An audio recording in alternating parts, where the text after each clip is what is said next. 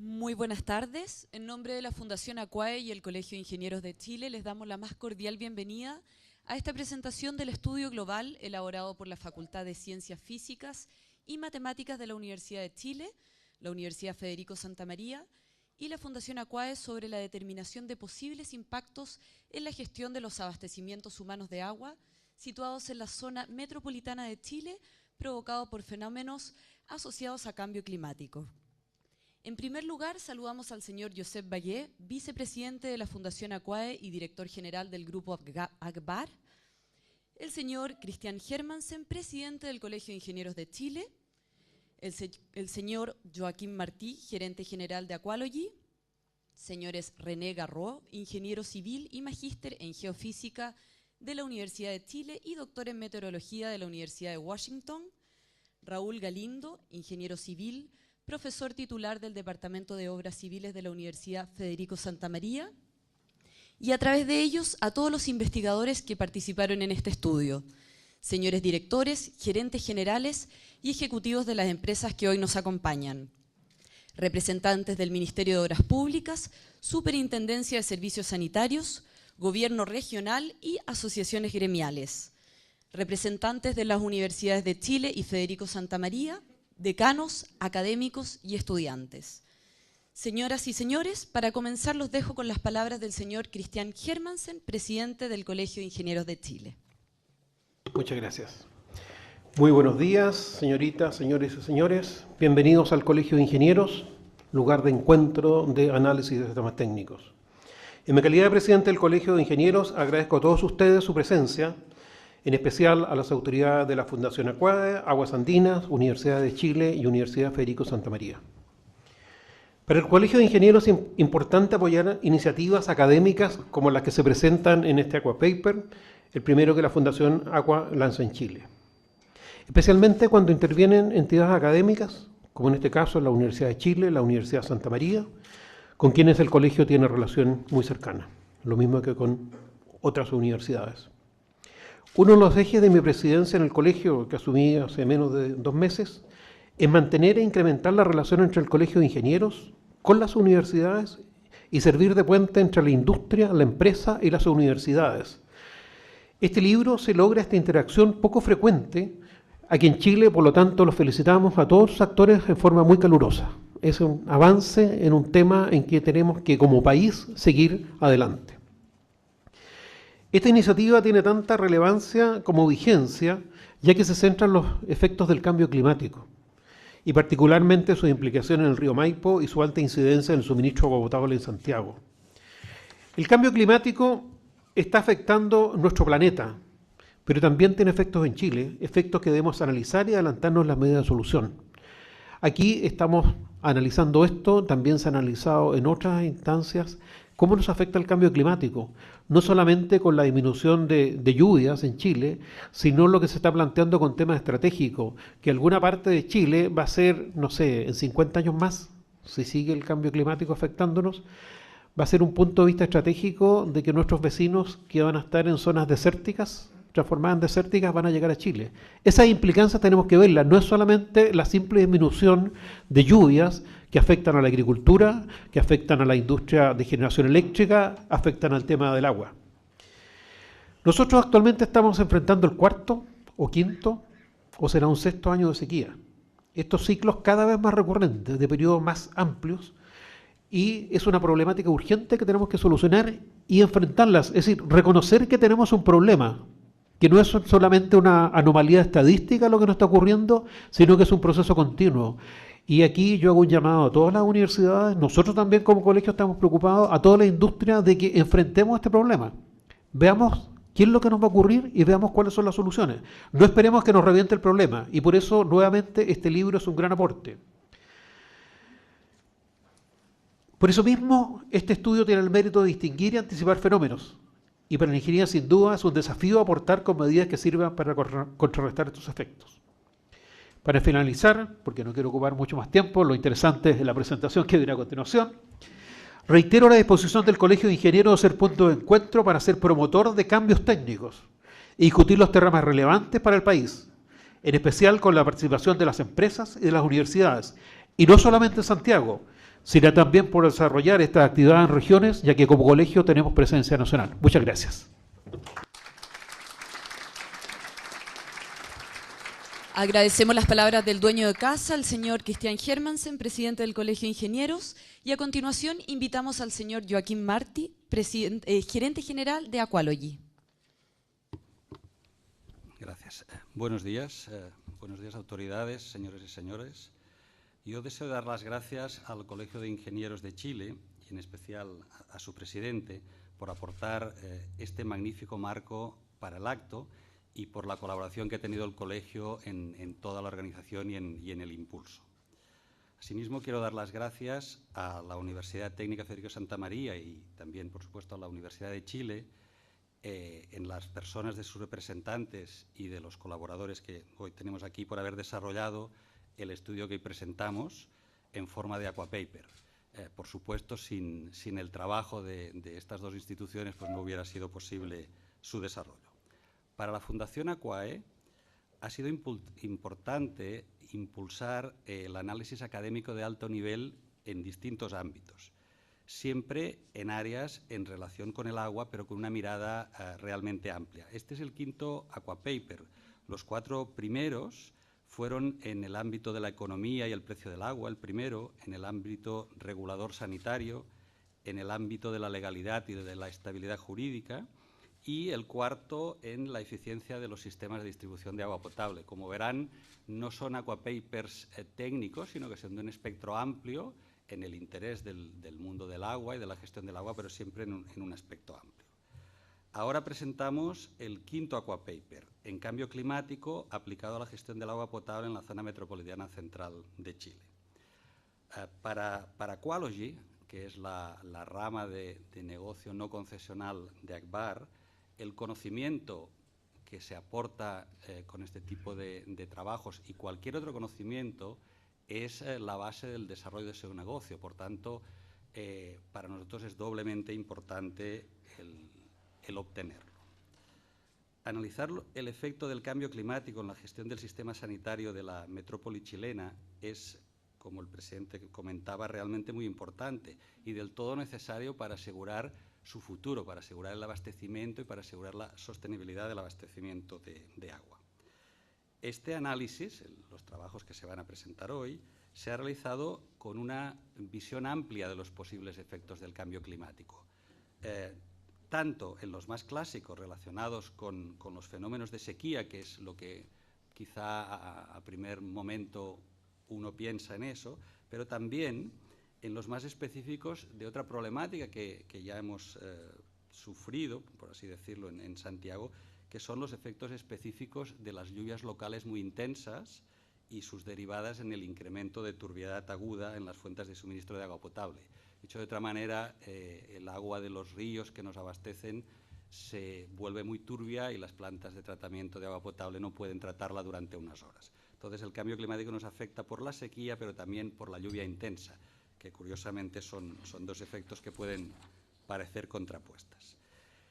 En síntesis, el estudio, que ahora nos explicarán en detalle, analiza 3 aspectos: las perspectivas futuras de la climatología de lluvias y sequías basadas en los modelos del IPCC 2013, ajustadas a la realidad de la zona central chilena, la caracterización, correlación, previsión y efectos de los distintos tipos de lluvia, haciendo especial énfasis en las turbiedades que se pueden producir en los cauces pluviales y en el análisis, que yo creo que es bien novedoso, de las lluvias de tipo convectivo, porque en Chile el tema de las lluvias convectivas no es un tema muy trabajado, lo es en muchos otros lugares del mundo, pero aquí no, y ahora vemos que eso nos está afectando. Y en el estudio detallado de la remoción en masa del terreno en las laderas inestables, causada por los incrementos agudos de turbiedad fluvial, que causan los incrementos agudos de turbiedad fluvial y su caracterización geográfica, geomorfológica y edafológica. Eso significa conocer nuestras cuencas, nuestras laderas y conocer cuáles son los factores que determinan que después con las lluvias vaya a haber deslizamientos importantes de terreno, remoción en masa que vaya a crear turbiedad en los ríos. Yo creo que también esa caracterización es un tema realmente novedoso y que puede tener muchas implicaciones en temas de protección civil y de prevención. Finalmente, el estudio desarrollado por este Aquapaper y sus conclusiones son valiosas y muy necesarias para la planificación, para el diseño ingenieril y para la anticipación de infraestructuras y acciones operacionales, o sea, para prepararnos para poder seguir dando un servicio desde las compañías sanitarias. Y, asimismo, es un marco metodológico de estudio que se puede aplicar en otras geografías, no solo en la geografía de la zona central chilena. Y a continuación los autores del estudio nos van a exponer con más detalle y profundidad el contenido del mismo. Muchas gracias.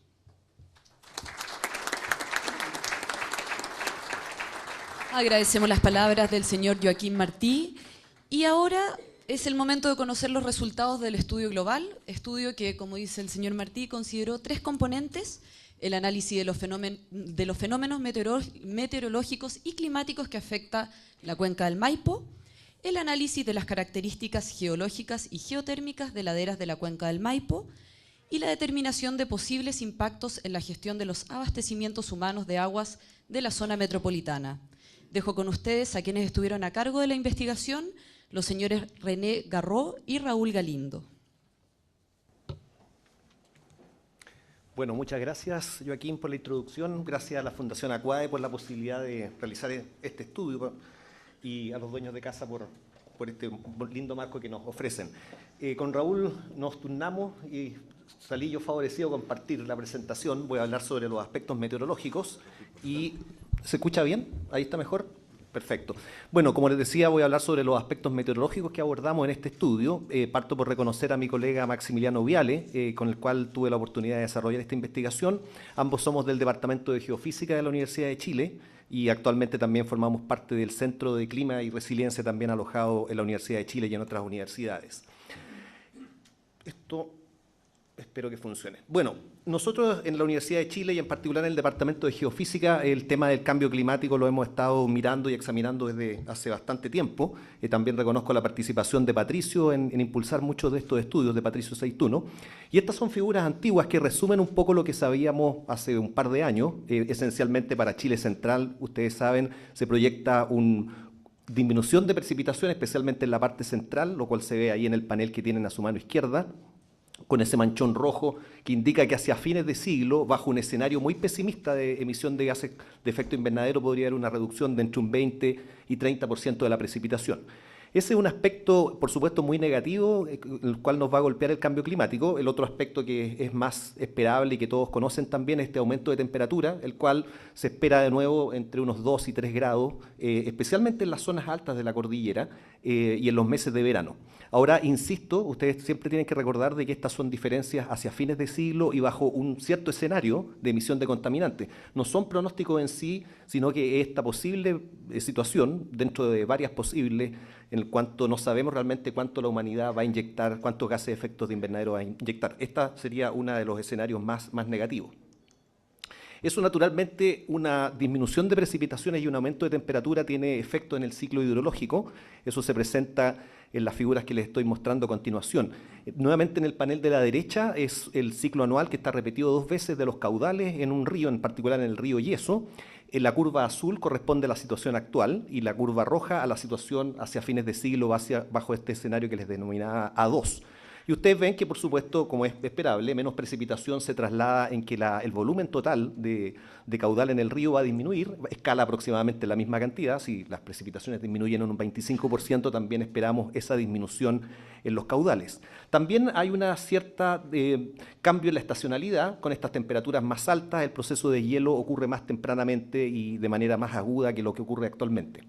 Ahora, como mencionaba Joaquín, hay un efecto interesante y negativo también, que tiene que ver con el aumento de las crecidas de invierno. Si bien es cierto, la precipitación puede disminuir en términos promedio, el hecho de que estas precipitaciones invernales se superpongan en un ambiente más cálido probablemente tenga como consecuencia de que el volumen que va a escurrir en estas tormentas de invierno de origen pluvial va a ser un poco mayor por el aumento del área aportante.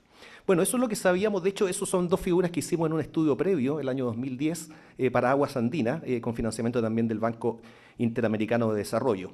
Así que fue para mí un poquito sorpresa cuando Joaquín y otros colegas de Aguas Andinas me llaman y me dicen: oye, queremos hacer un nuevo estudio de cambio climático, si ya estamos seguros que habíamos hecho la tarea.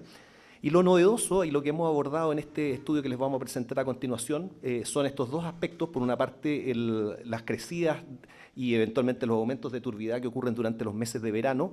Y lo otro es que, si bien es cierto, sabemos ya que la precipitación va a disminuir, esta secuencia de años secos, de 4, 5, hasta 6 años secos, dependiendo de donde uno se ubique, es una modalidad de disminución de precipitaciones que no es trivial. La disminución de precipitaciones en promedio puede ocurrir porque todos los años disminuye un poco, o porque hay algunos años que son muy secos, o de la manera que está ocurriendo actualmente con esta secuencia de años que no son tan intensos en términos de la severidad de la sequía, pero que sí tienen este efecto agregado porque han persistido las condiciones secas por más de casi un quinquenio. Bueno, parto mostrando esta figura que es bastante técnica, pero que esencialmente la mancha celeste muestra los caudales, el caudal en el río Maipo en el Manzano. Ustedes ven ahí los veranos que tienen más caudal, ¿cierto? Bueno, el efecto del deshielo y el estiaje de otoño y parte del invierno. La curva o las líneas naranjas corresponden a la turbidez, y les quiero hacer notar de que hay un cambio de escala. Va de 0 a 500 y de repente viene esta escala logarítmica que llega hasta 1000, incluso 10.000. Ustedes pueden ver que tanto en invierno como en verano, y el invierno es cuando el caudal es mínimo, en general la turbidez es pequeña, pero también hay eventos de turbidez asociados a estos eventos pluviales. Ahora, los meses de verano, que son los meses de máximo caudal, que son, se refleja ahí en el aumento del área celeste, van acompañados también con eventos de turbidez que recurren de manera más o menos característica cada 1 o 2 semanas durante los meses de verano, como les decía.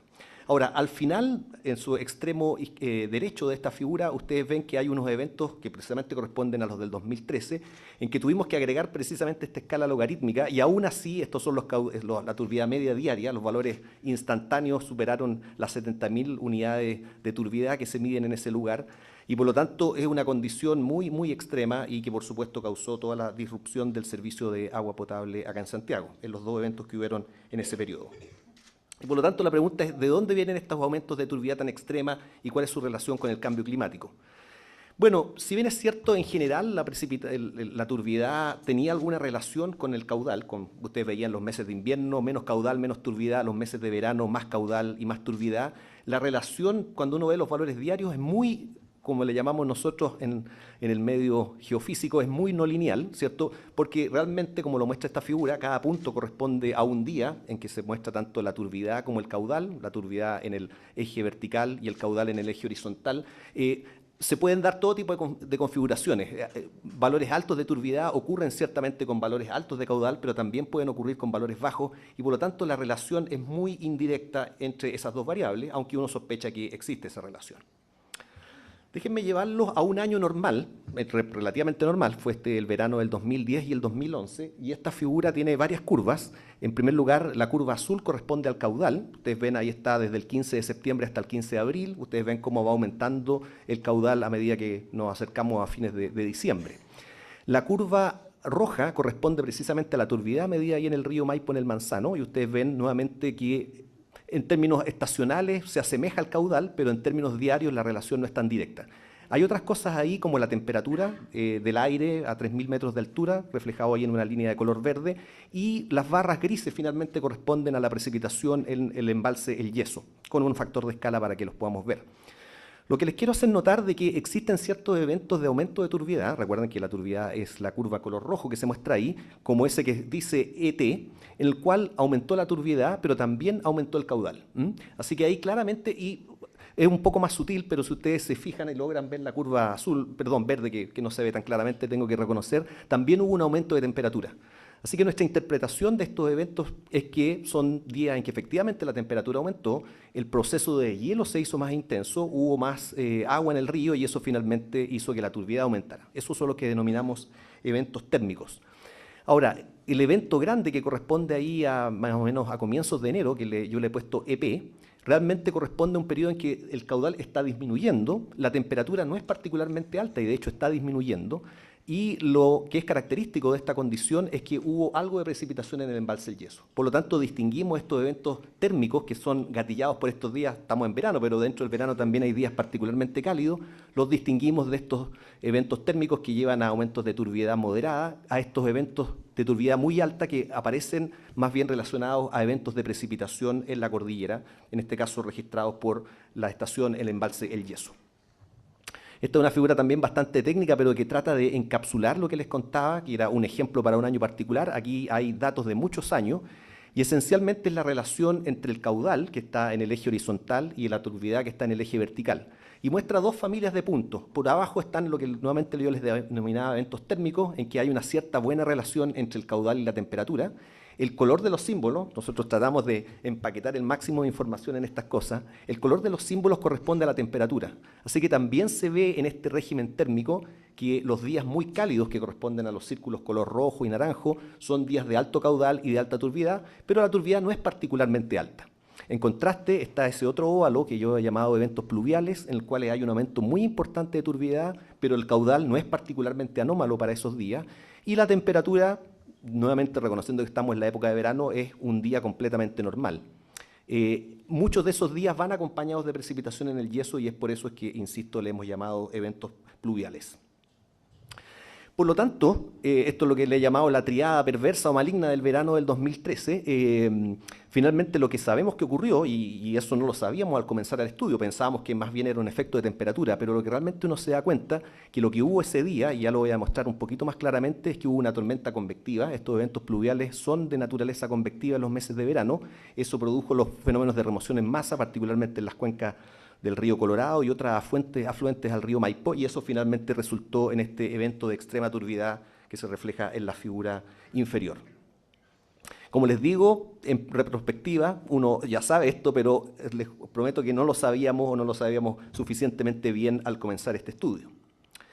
Déjenme hablarle un poco de estas tormentas de verano. A diferencia de las tormentas de invierno, en que es frío el ambiente y que son relativamente generalizadas, las tormentas de verano son más bien lo que le llamamos de origen o de naturaleza convectiva. Son de muy corta duración, duran una tarde usualmente, tienen un fuerte ciclo diario precisamente porque ocurren en la tarde, tienen una alta intensidad, si es que uno los logra medir, y una pequeña escala espacial, y normalmente se circunscriben a las cumbres, a los terrenos más altos.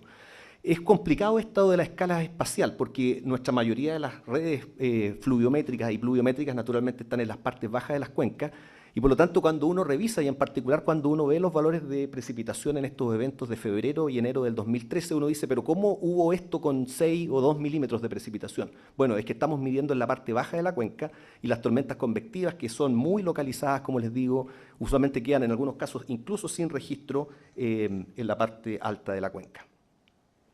Lo que sí sabemos es que estas tormentas pluviales de verano, y ese fue un estudio que justo habíamos terminado con Maximiliano Viale, tampoco ocurren al azar, ocurren cuando hay una condición muy específica de viento del este. Normalmente nuestra cordillera está sometida, como lo muestra el panel superior ahí, a viento del oeste que trae aire muy seco hacia la cordillera y inhibe más bien el desarrollo convectivo.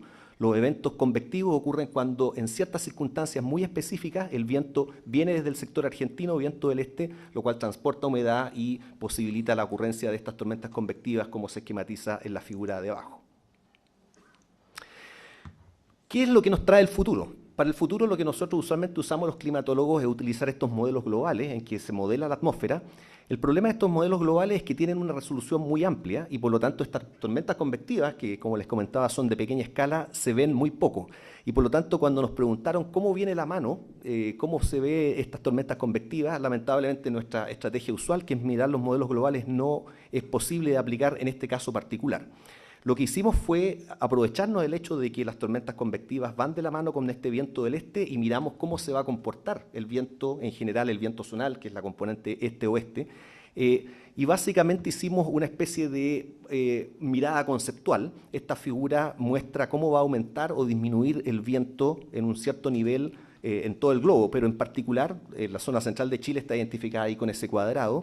Los colores rojos es donde el viento del oeste, o sea, el viento que va del Pacífico hacia el Atlántico aumenta.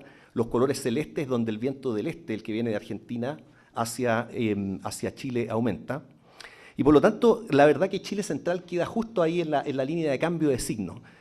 Y la conclusión en consecuencia es que existe poca variación hacia futuro de este viento zonal y por lo tanto no esperamos un aumento o una disminución significativa de este tipo de tormentas. Si actualmente ocurren una vez cada 10 años, que es más o menos la recurrencia, no esperamos que ni se duplique ni que se cambie a la mitad, sino que las cosas se mantengan más o menos igual. Yo creo que tan importante como decir que hay ciertas cosas que sí dependen del cambio climático, también es importante decir que hay ciertas cosas que no dependen o que no van a ser demasiado afectadas por el cambio climático, lo cual no quiere decir que no sean importantes y de nuevo son resultados hasta cierto punto inesperados. Ya me estoy acercando al término de la presentación. Yo quería hacer un par de consideraciones adicionales. Como les decía, las tormentas convectivas son difíciles de determinar o detectar con las redes convencionales de precipitación, pero en este estudio usamos datos de rayo. Las tormentas convectivas van acompañadas, como ustedes se pueden imaginar, por actividad eléctrica.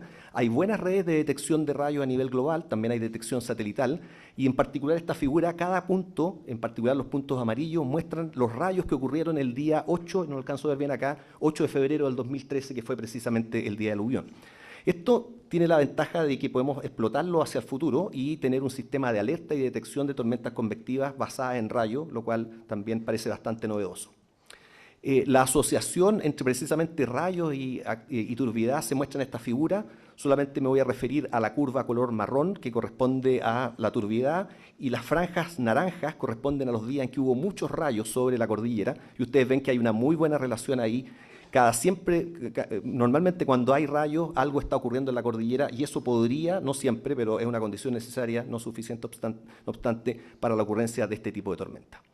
Estas tormentas también son difíciles de pronosticar. Las tormentas convectivas para todos son un desafío en meteorología, especialmente sobre terreno complejo, pero también existe una cierta posibilidad. Mirando en retrospectiva estos modelos, ellos empezaron a anunciar este evento con unos 2 días de anticipación, y estamos actualmente pensando en un proyecto en que examine con mayor detalle la factibilidad de hacer pronósticos de este tipo de sistemas.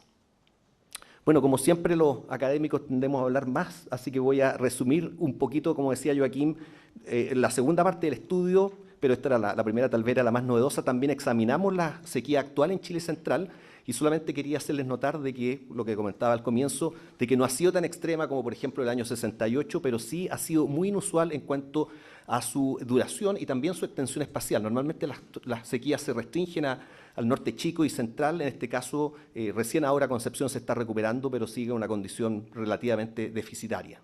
En honor al tiempo, esta figura muestra que esta ha sido una sequía que ha resistido el niño y la niña, lo cual de alguna manera nos induce a pensar de que hay algún efecto antropogénico. En base a estos modelos hicimos cálculos, estos modelos de futuro. Aquí sí que podemos utilizar estos modelos de circulación global. Hicimos algunos cálculos de cómo podría cambiar la ocurrencia de sequía. Acá hay números que por supuesto están en el paper y ustedes pueden recuperar, pero esencialmente las sequías de larga duración, como estas, probablemente se dupliquen en un futuro no muy lejano, y por lo tanto tenemos que estar atentos a ese tipo de conclusión, de situación. Entonces, para concluir, 2 láminas sencillamente. Una es que los eventos de extrema turbiedad están asociados a estos aluviones gatillados por tormentas convectivas. Las proyecciones climáticas no indican, al menos indirectamente, un cambio significativo en esta actividad, y es posible, y eso es lo que estamos explorando actualmente, la detección de tormentas mediante el monitoreo de la actividad eléctrica y los pronósticos de corto plazo mediante pronósticos numéricos del tiempo, precisamente. La actual sequía es muy infrecuente en nuestro registro histórico, que tampoco es muy largo. Estamos mirando también en un contexto un poquito más largo. Es posible una cierta conexión con el cambio climático debido a que esta sequía ha sido resistente a el niño y la niña. Y las proyecciones climáticas, como les comentaba, muestran en general un aumento de estas sequías multianuales. Decía al principio, la disminución de precipitación puede ocurrir de muchas maneras. Aparentemente la manera en que podría ocurrir, una manera que estamos viendo en este modelo, es precisamente con un aumento en estos eventos de larga duración. Y con eso concluyo. Muchas gracias.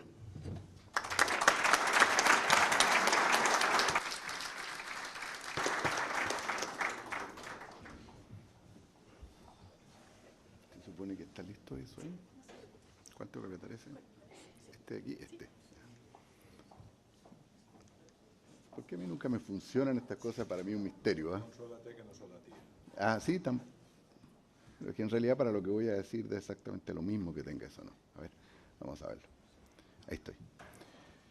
Bien, lo primero que quiero decir es que me siento muy agradecido y muy grato de estar aquí. Hay varias razones virtuosas de aquello.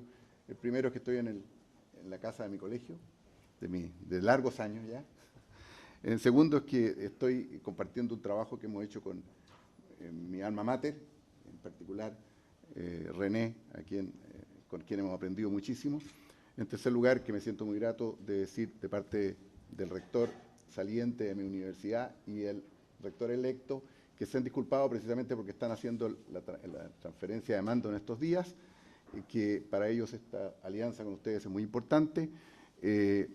Más en el caso particular del rector electo, Darcy Fuenzalida, que es además un profesor en Cataluña y muy vinculado a la actividad académica allá. Quiero decirte que yo tengo la irresponsabilidad de exponer un trabajo porque tengo la fortuna de tener un equipo maravilloso de trabajo, de los que está Marcelo Bravo, mi colega, donde está Leonor, donde está Raúl Flores, que no está con nosotros en este minuto, motivado por esto mismo, se fue a sacar su doctorado en mecánica fluvial y está en este minuto empezando sus actividades. Y me falta mencionar a Alejandra, ¿no es cierto? Y esa es la gracia, porque como yo siempre sostengo, el que sabe hace y el que no enseña, y eso me da la irresponsabilidad de poder estar aquí presentándoles esto. Y además tuve la fortuna de que ese sorteo que fue inducido lo asumió primero mi distinguido colega René, porque él pone las cosas interesantes y se suda, y yo voy a exponer las cosas triviales. Lo primero es que voy a hacer una pequeña reflexión a modo de presentación. Lo que quiero, y voy a tratar de atenerme al tiempo, y si no, por favor, dispárenme. La primera reflexión es que esto es súper importante para nosotros porque no es trivial que hayamos hecho este trabajo con ustedes. Más aún, es el resultado de una alianza estratégica bastante prolongada entre nuestra universidad, que es una universidad de las ingenierías, con el Grupo Akbar, que es un líder en la gestión del agua. En general, dentro de esa larga y fructífera trayectoria, hemos podido enfrentar juntos, y eso es lo más relevante, problemas del ámbito científico-tecnológico asociado al agua y a sus obras. Y eso nos motiva, porque siendo una universidad de ingeniería, nos motiva aquellos problemas que caen en el dominio de lo que debe y puede hacerse. Y aquello ha sido muy fructífero.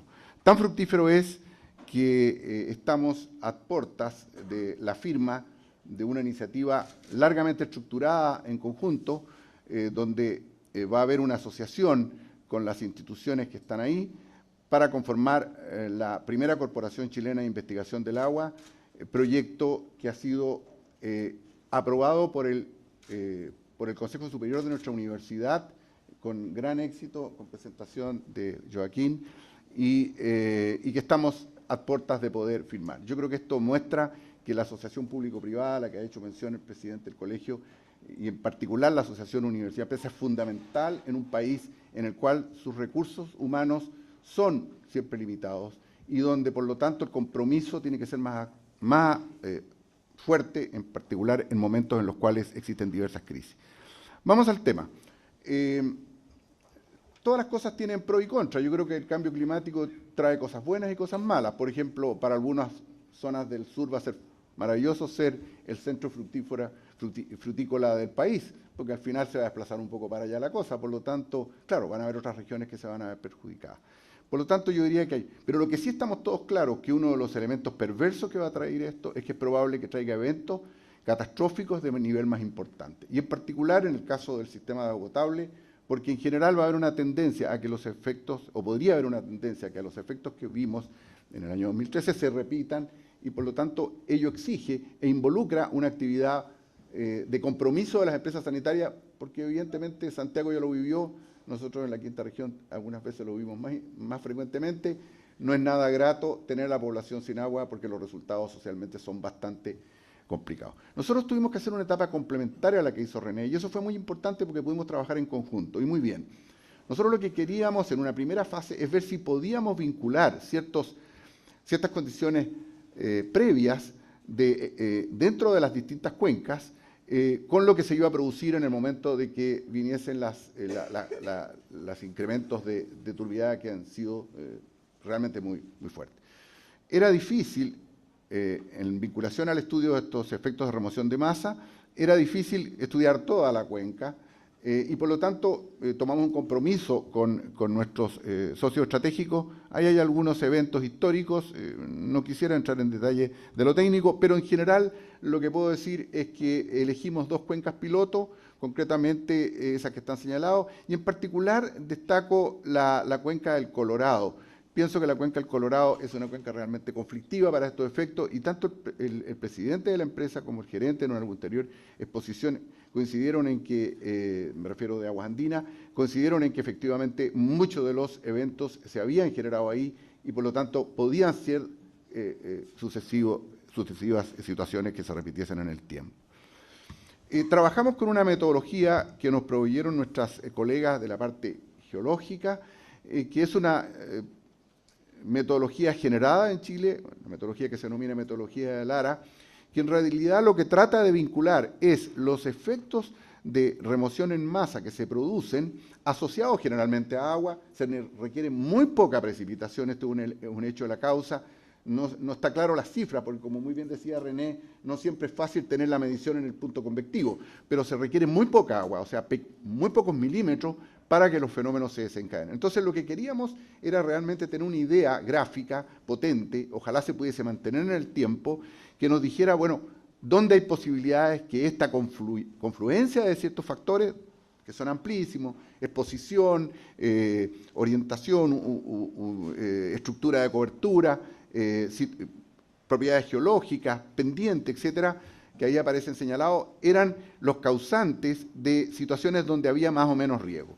Y nos condujo entonces a lo que se denomina el índice de susceptibilidad que ustedes tienen ahí en esas dos cuencas, tanto en la del río Colorado como en la cuenca del estero San Alfonso, que hace esa calificación. O sea, ya pudimos utilizar algo que más o menos estaba dentro del léxico de la academia para poder predecir lugares donde había riesgo. Y eso ya nos focaliza la posibilidad también de hacer algunas acciones correctivas. Se pueden hacer algunas limpiezas o eventualmente arrancar cuando llegue el minuto, digamos. Ahora, queríamos saber cuánto era lo necesario arrancar, y eso no era menor.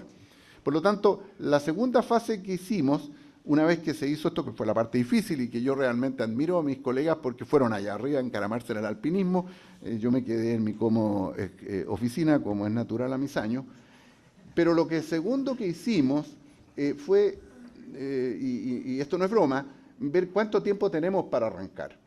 Y lo que hizo el Raúl con Marcelo fue decir, bueno, a ver, tengamos una estimación con las tecnologías que se tienen, de cuál es el tiempo que tenemos disponible entre que se desencadena uno de estos eventos meteorológicos y el efecto sobre las auras de captación.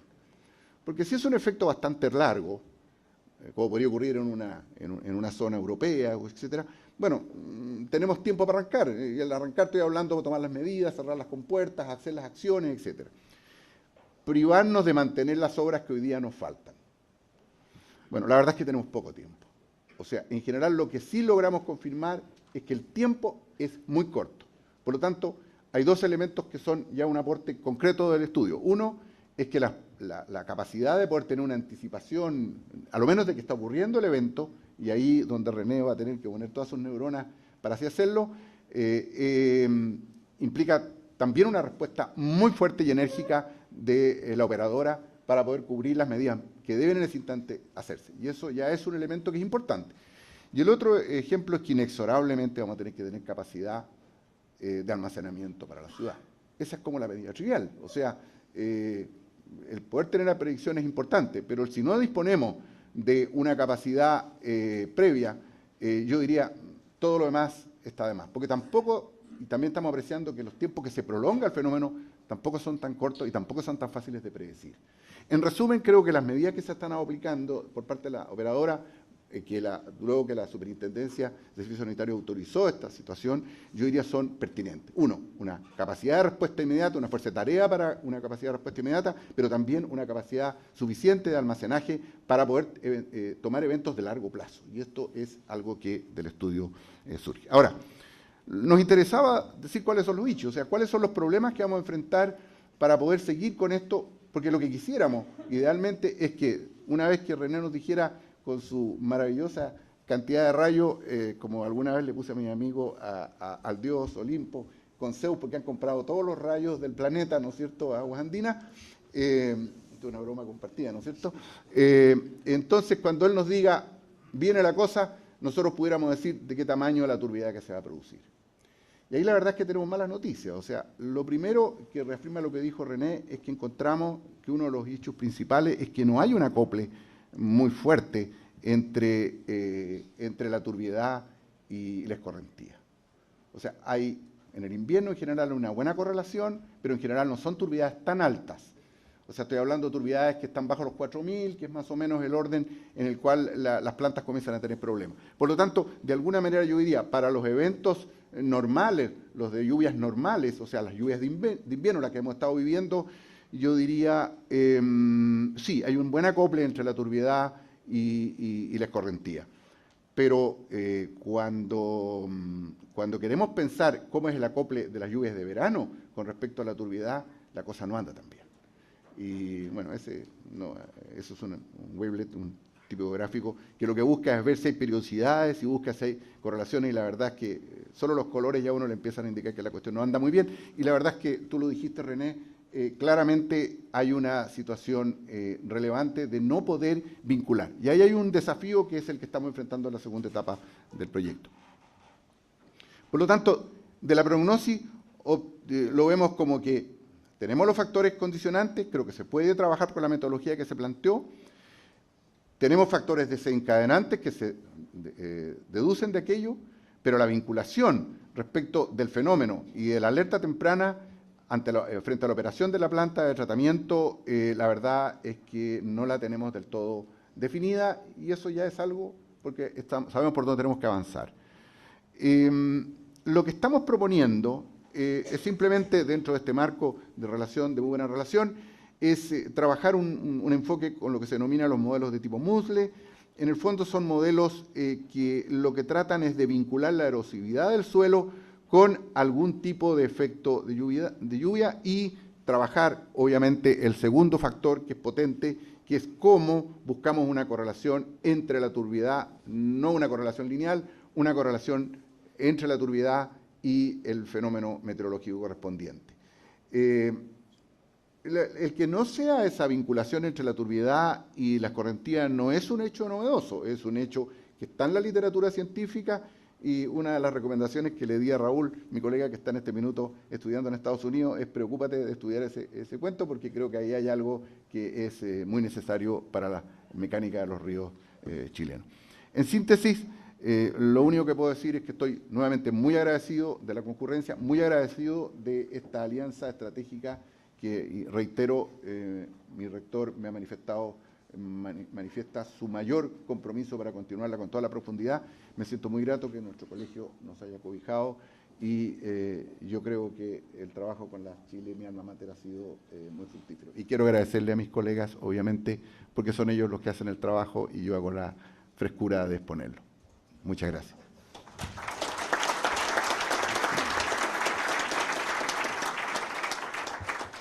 Agradecemos el trabajo y presentación que nos han mostrado hoy los académicos René Garro y Raúl Galindo. A continuación dejo con ustedes al señor Josep Vallé, vicepresidente de la Fundación Aquae. Sí, gracias. Señor presidente del Colegio de Ingenieros, señor gerente general, autoridades públicas, académicas, señoras y señores, buenos días. En primer lugar, me toca reiterar la felicitación a los autores de este magnífico paper realizado por profesores de la Universidad Técnica Federico Santa María, de la Universidad de Chile. Quiero mencionarlos: a Leonora Muñoz, Alejandra Serey, Marcelo Bravo, Raúl Flores, Raúl Galindo, René Garro y el señor Maximiliano Viale. También reconocimiento pues, al señor Manuel Cermedón, que ha actuado como coordinador de este documento, ¿no? Cuando uno llega al final, posiblemente puede caer en repetir muchos argumentos que se han dado ya en esta presentación. Yo eso sí me gustaría darle algunas pinceladas de lo que pretende y cómo nace la Fundación. La Fundación Aquae nace en el año 2012, promovida por ACBAR con una voluntad de dinamizar la reflexión sobre el agua en general, sobre el ciclo del agua, en el cual nosotros trabajamos en particular. Y se sustenta en tres grandes pilares. Uno, el talento de las personas, somos una comunidad amplia. Dos, en la innovación, básicamente en los procesos. Y tres, como no podía ser de otra manera, en el conocimiento, en promover y en capturar el conocimiento de nuestra comunidad.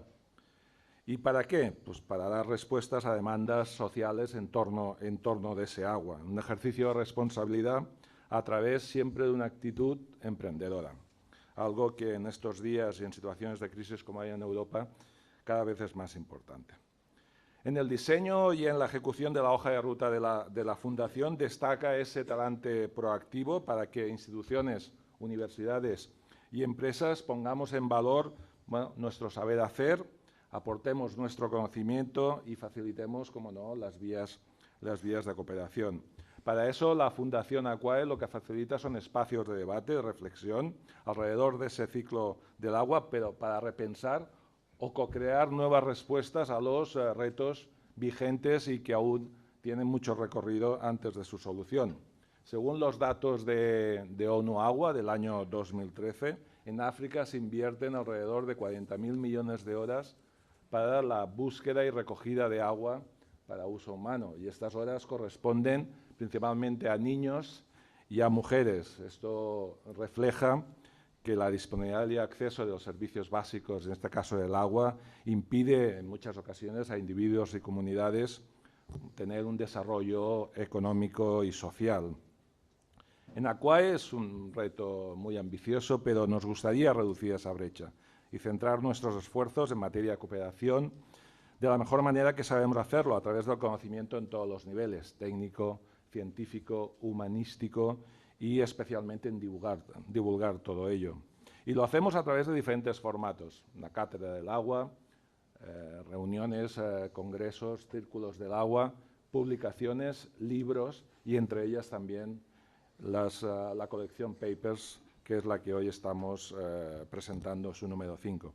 Un número 5 dedicado a los impactos del cambio climático. No voy a extenderme más porque lo único que haría es estropear parte de la presentación que antes haya sido realizada, ¿no? Pero no es el único paper, le han antecedido 4 más dedicados al precio del agua, por ejemplo, a rendimiento de los sistemas de distribución, modelos de regulación, no solo en aspectos técnicos, también en aspectos administrativos que afectan sin duda a este sector. Y siempre lo hacemos con una idea de proponer en la mesa debates, opiniones claras para su discusión, exactamente para ello. Dentro de la promoción de la innovación y el conocimiento, en Akbar lanzó hace 3 años, a partir de esa captura de expertise en el mercado concesional, la rama de actividad Aqualogy como marca global de soluciones integradas dentro del ciclo del agua. Soluciones integradas no solo para el sector del agua, empresas de distribución, sino también para el mercado industrial. Hoy en Chile ya estamos presentes en el sector de la minería, de la celulosa o la industria agroalimentaria. Es por ello que nuestro interés va más allá del mercado concesional y en poder también aplicar ese conocimiento en otros sectores industriales. Y esto nace a partir de esa maduración, necesidad en que estamos trabajando en todos los ámbitos.